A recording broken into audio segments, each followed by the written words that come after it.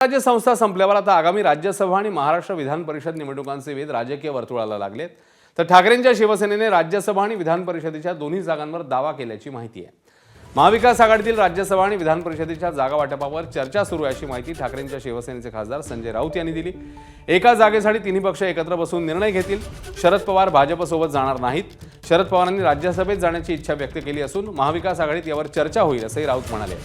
तर राज्यसभेवर जाण्याचा निर्णय संख्याबळावर आणि मित्रपक्षांशी चर्चा करून घेतला जाईल अशी प्रतिक्रिया आदित्य ठाकरेंनी दिली।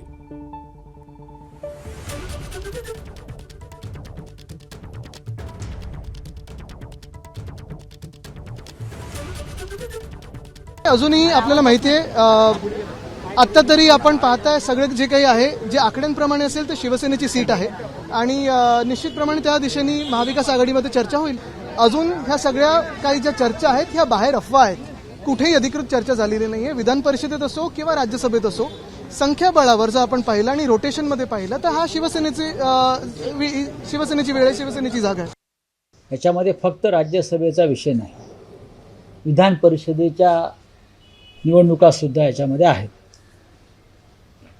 त्याच्यामुळे विधान परिषदा कोणी घ्यायच्या, मग राज्यसभेच्या एका जागेवर कोणी जायचं, त्या बदल्यात इतर पक्ष काय घेऊ शकतात याच्यावर चर्चा होईल। विलिनीकरण झालंय का, चर्चेवरती विश्वास ठेवता येत नाही। बातम्या येतात, अफवा पसरतात,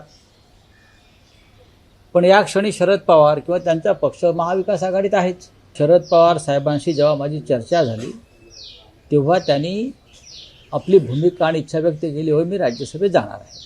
आता ह्याच्यावर महाविकास आघाडी चर्चा होईल, कारण प्रत्येकाचे सदस्य निवृत्त होत आहेत। दरम्यान संख्याबळानुसार भागीदारी मिळायला हवी अशी मागणी काँग्रेस प्रदेशाध्यक्ष हर्षवर्धन सपकाळ यांनी केलेली आहे। आता या संदर्भामध्ये सर्वच पक्षांनी आपापली भूमिका स्पष्ट करण्याची आवश्यकता आहे।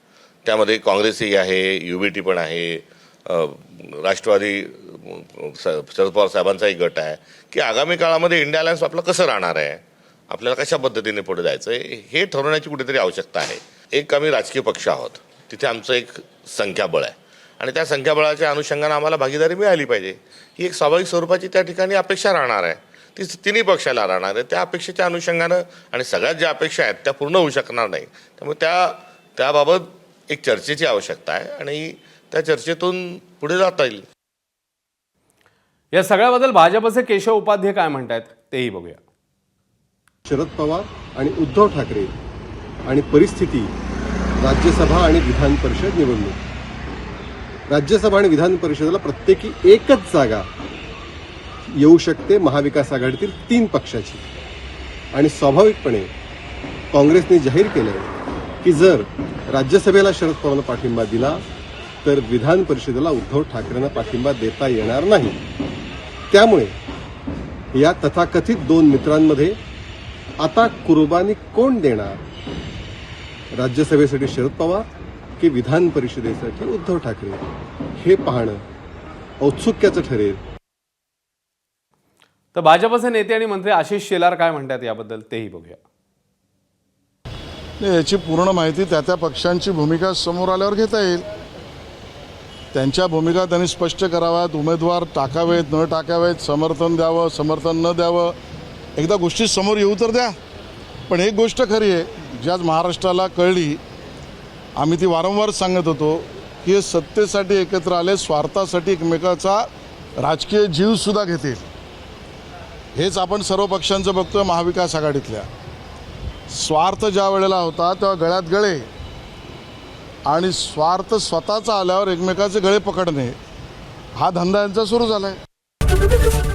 एबीपी माझा, उघडा डोळे बघा नीट।